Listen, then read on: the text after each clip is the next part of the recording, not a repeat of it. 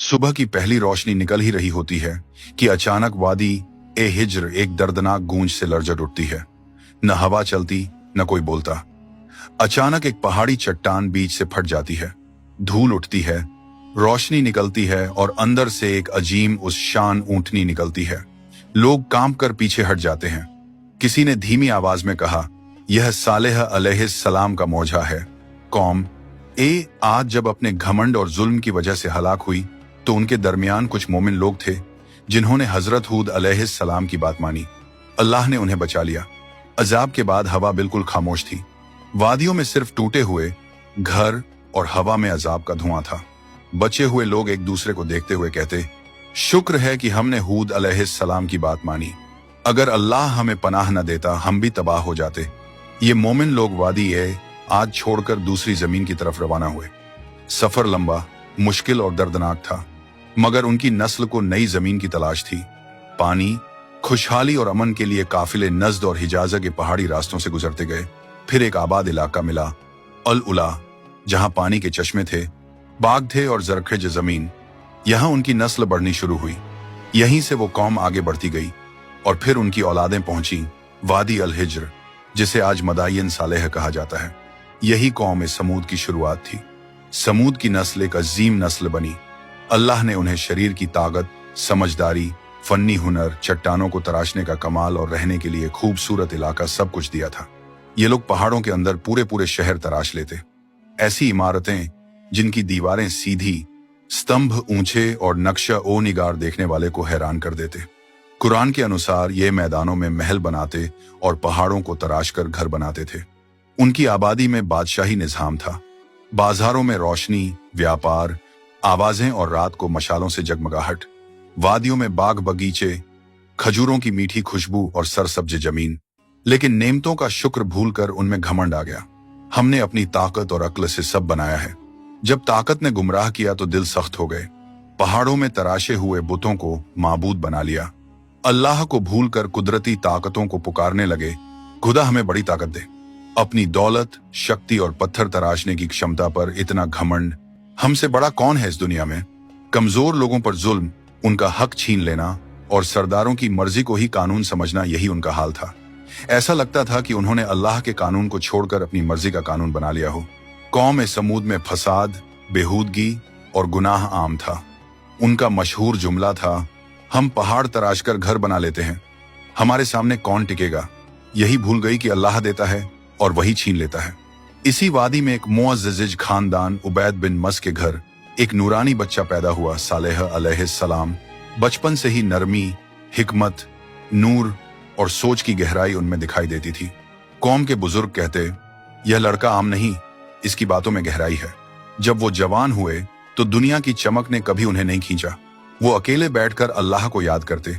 फिर एक रात अल्लाह ने उन्हें नबूवत दी। सालेह अलैहिस्सलाम अपनी बस्ती में गए और कहा, सिर्फ अल्लाह की इबादत करो, उसके सिवा तुम्हारा कोई माबूद नहीं। कौम के सरदार हंस पड़े, कल तक तू हमारा समझदार दोस्त था, आज हमें हमारे माबूदों से रोक रहा है। हम तो तुझे नेक समझते थे, अब तू हमें उन चीजों से रोक रहा है जो हमारे बाप दादा से चली आ रही है। सालेह अलैहिस्सलाम ने प्यार से समझाया, यह वादी, ये इमारतें, ये कुदरत अल्लाह की नेमत है। शुक्र करो, शिर्क मत करो। कौम बोली, बिना सबूत की बातें मत करो, अगर तुम सच्चे नबी हो तो निशानी दिखाओ। सरदारों ने कहा, इस पहाड़ी चट्टान से एक जिंदा ऊंटनी निकाल कर दिखाओ, तब हम मानेंगे। सालेह अलैहिस्सलाम उनके साथ उस चट्टान के पास गए और दुआ की, ऐ मेरे रब, तू गवाह है, अपनी निशानी जाहिर फरमा। फिर एक लम्हा वादी का रंग बदल गया, पहाड़ बीच से फट गया, रोशनी की लहर ने सबको चौंका दिया और फिर एक अजीम ऊंटनी चट्टान से निकल आई। वह आम ऊंटनी नहीं थी। कुरान में इसे नकातुल्लाह, अल्लाह की ऊंटनी और आयात एक निशानी कहा गया। उसकी हैबत, उसकी अजमत, कौम की आंखों ने पहली बार कुछ ऐसा देखा था। मौजजा यही रुकता नहीं था। ऊंटनी वादी के कुएं से पूरा दिन पानी पीती थी और पूरा कुआं खाली हो जाता था। लोग परेशान हो जाते, कुआं का सारा पानी खत्म हो गया, मगर अल्लाह ने इसका मुआवजा भी दिया था। अगले दिन पूरी कौम उसके दूध से सैर होती थी। इतना दूध कि हर घर, हर जानवर, हर बच्चा, सबकी जरूरत पूरी होती। एक दिन ऊंटनी कुएं से पानी पिएगी तो उस दिन कोई भी उस कुएं से पानी नहीं पा सकेगा और अगले दिन तुम सब कुएं से पानी पी सकते हो, यानी एक दिन ऊंटनी का और अगले दिन लोगों का। मगर कौम ने इस इम्तिहान को भी बर्दाश्त नहीं किया। सरदार कहते, हमारी आजादी छीन ली गई है, एक ऊंटनी हमारे पानी पर हुकूमत करेगी। उनका घमंड फिर से उभर आया। जब कुछ लोग ईमान लाने लगे, सरदारों के चेहरे पर हिरासत और हिंस की लाल हवा उभरी। उन्होंने कहा, इस ऊंटनी की वजह से सालेह की इज्जत बढ़ रही है, अगर हमने कुछ न किया कौम उसके पीछे चल पड़ेगी। फिर उन्होंने साजिश रची, इस निशानी को मिटा दो, सालेह का असर भी मिट जाएगा। एक अमीर औरत बोली, जो इस ऊंटनी को मार देगा, मैं अपनी बेटी की उससे शादी करवा दूंगी। नौजवान तैयार हो गए। आज रात यह ऊंटनी नहीं बचेगी। ऊंटनी जब खूब पानी पीकर वापस जा रही थी, कातिल पीछे पीछे चले। पहले एक ने तीर चलाया, ऊंटनी का पैर जख्मी हो गया। फिर सब टूट पड़े और एक हमले में उस निशानी को कत्ल कर दिया। कौम चीख उठी, हमने ऊंटनी को मार दिया, अब सारा पानी हमारा है। यही वह जुर्म था जिस पर अजाब का वादा था। सालेह अलैहिस्सलाम आए। उनका चेहरा पीला, आंखों में आंसू और खून। तुमने क्या कर डाला? अल्लाह की निशानी का कत्ल किया। अब तुम्हारे पास सिर्फ 3 दिन हैं। फिर अजाब का काउंटडाउन शुरू हुआ। पहला दिन, चेहरे जर्द हो गए। दूसरा दिन, चेहरे सुरख, हवा गर्म, आसमान लाल।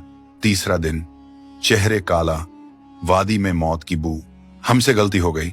और फिर फजर से पहले ही आसमान लरजा, पहाड़ हिले, जमीन से खौफनाक आवाज, और फिर एक चीख, ऐसी चीख कि दिल फट गए, रूहें शरीर से निकल गईं।